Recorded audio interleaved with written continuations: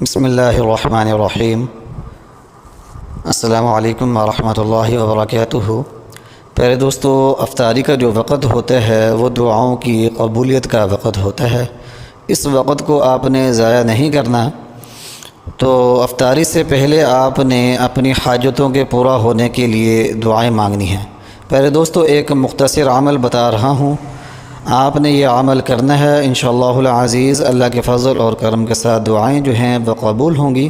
پیارے دوستو، یہ عمل جو ہے زندگیوں کو بدلنے کا ہے، زندگیوں کے اندر آسانیاں پیدا کرنے کا عمل ہے، آسائشیں پیدا کرنے کا یہ عمل ہے۔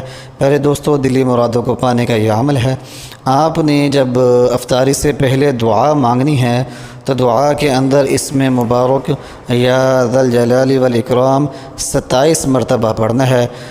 بزرگان دین کہتے ہیں کہ یا ذی الجلال والاکرام اسم اعظم ہے، اگر دعاؤں کے اندر اس مبارک نام کا ورد کیا جائے، پڑھا جائے تو دعائیں جو ہیں وہ قبول ہوتی ہیں۔ تو پیارے دوستو، دعاؤں کے اندر اسم مبارک یا ذی الجلال والاکرام 27 مرتبہ پڑھیں، اور پھر جو بھی آپ کی حاجت ہے اس کے لیے دعا کریں۔ انشاءاللہ تمام مسائل جو ہیں وہ حل ہوں گے۔ ہمیں اپنے دعاؤں میں یاد رکھیے گا، چینل کو سبسکرائب کریں اور گھنٹی کے نشان کو لازمی دبائیں تاکہ ہر نیا وظیفہ آپ کو فوری طور پر مل سکے۔